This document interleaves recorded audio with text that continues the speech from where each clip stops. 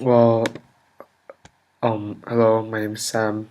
I'm doing the GAP project on Mongolia and the refugees in Mongolia and how the movement of people changed, how there was a movement between peoples, and yeah. Before I started the project, my topic was kind of there was an error with this, so I talked to my teacher, Ms. Charlton, and about how she gave me permission to change to about like the movement of people in Mongolia in Genghis Khan's rules and how Genghis Khan was successful.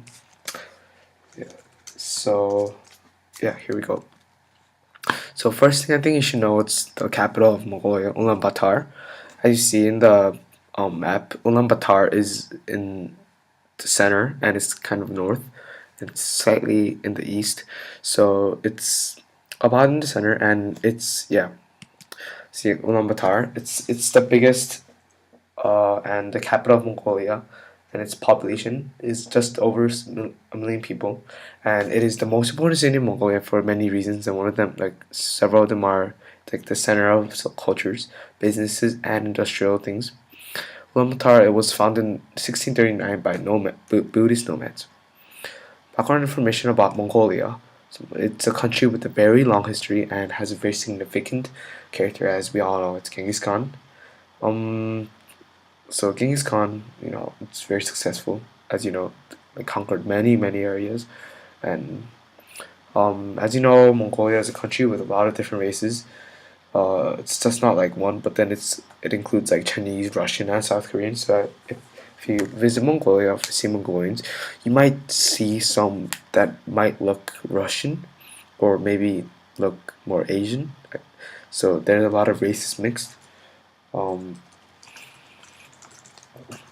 Mongolia. There are full of refugees all around the world, and um, like a lot of people come to Mongolia, like Chinese, Russian, South Korean, even South Korean go to Mongolia, and it has a population of 11 million, and it's the 19th biggest country in the world. Its culture is very unique, and like it has a big change with Genghis Khan. Yeah, capital city Ulaanbaatar, famous for steep lands. It's those are like large body of grasslands.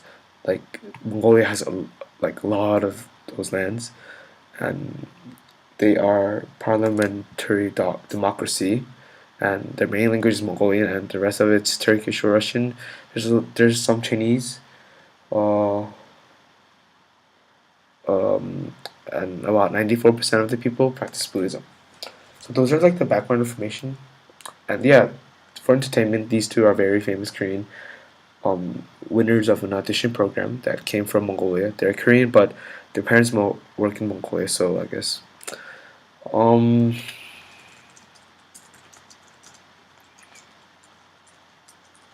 so ancient Mongolia.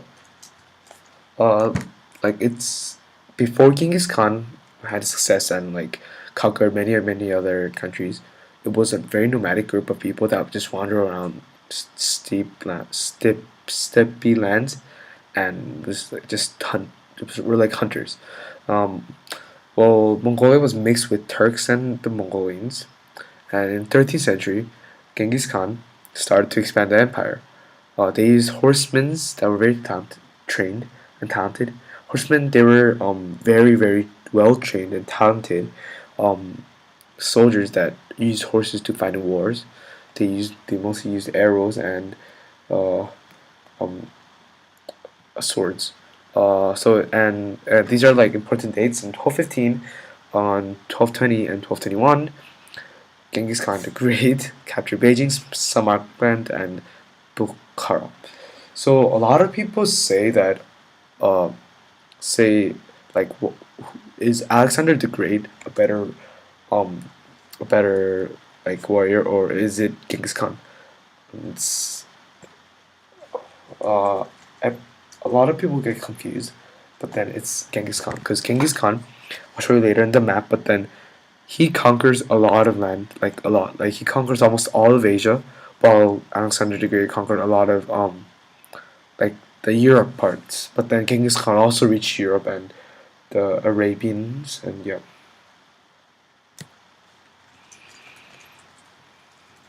Yeah. So Genghis Khan, it's founder of the Mongol Empire, and was born in 1162. Like he was the one who conquered most of China, and then had three sons. One of them was Ogedai Khan, and his grandson was Kublai Khan. Later, I'll mention both of them, but they were also very significant characters in the history. Genghis Khan is probably the best king and warrior of all time, and his main capture point was Beijing, which he conquered and succeeded.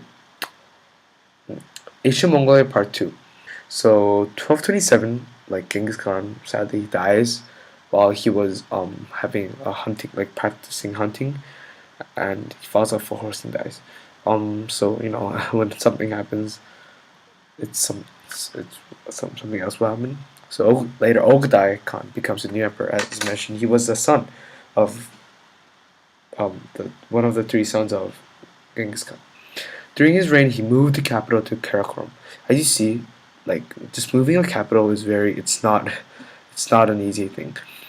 Um, or like in this situation, it means choosing. So it's like pretend that USA, as the capital is um Washington D.C. They moved it to like California. It's a lot of people would move to California, and there will be a big settlement and movement among the two places, and it's not easy to choose a capital. And like there was a lot of movement between it, and a lot of Mongolians moved to the capitals. And Ogedai, he also invaded Russia, like a lot of Russia, Poland, Hungary, Korea, and more of China. See, as you see, there's Hungary and Poland. They're part of Europe, right? So that means they conquered like a lot of regions in also Europe, and like a lot of it, about the whole Asia. And unlike Genghis Khan, Ogedai practiced more on his developing their new capital city. However, he dies in his capital, and Kublai Khan, Genghis Khan's grandson, becomes the new king. And there's another important term that you should know. It's called the Golden Horde. This is like the name that the Russians call the Mongolians because of their unbelievable strength and power. Then later, while Ogedai just works on his Karakoram capital so hard, his son moves the capital to Beijing. There was after like a lot of invading of China, there was once like this country that wasn't like part of region of China that wasn't conquered, so that was Hangzhou. But then sadly, I mean not sadly, but they were also conquered. And Kublai Khan, like unlike the other two kings, he used a lot of foreigners and was impacted by a lot of foreign stuff. And he used bureaucracy. And later, Pax Mongolica started. So this Pax Mongolica is very important because in this area, like Pax Romana, Pax like other stuff, Pax Romana, like it's like their like Pax, I don't know, Pax Romana.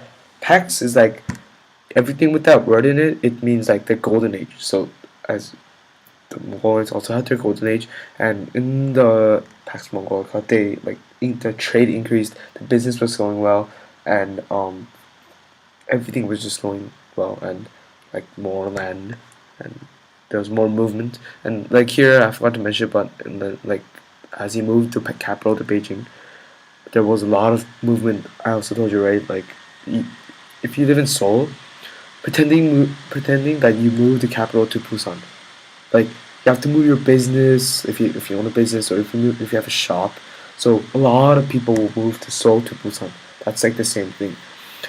And like there will not be much as people in Seoul then. And yeah, so as you see, that is like the conquered area. That's like huge. That's like all of Asia. That's that. Yeah. And this is like the map that I really wanted to show. This like this. I think this map is very clear and easy to understand because see Karakoram right there, like here. That's the main city. That's the capital city. And as you see these dates, like you would ask, what is that date? What does that do? These dates are like when when this like part part of the country got conquered. So Korea in 1241 they got conquered. Beijing 1245. Yeah. So these are very important, and like I would say there was a lot of movements among the Mongolians between like moving capitals, and yeah, Mongolia has a very unique like history and a very long history to like China, and yeah, it was really fun and interesting about learning about Mongolians, and yeah, thank you.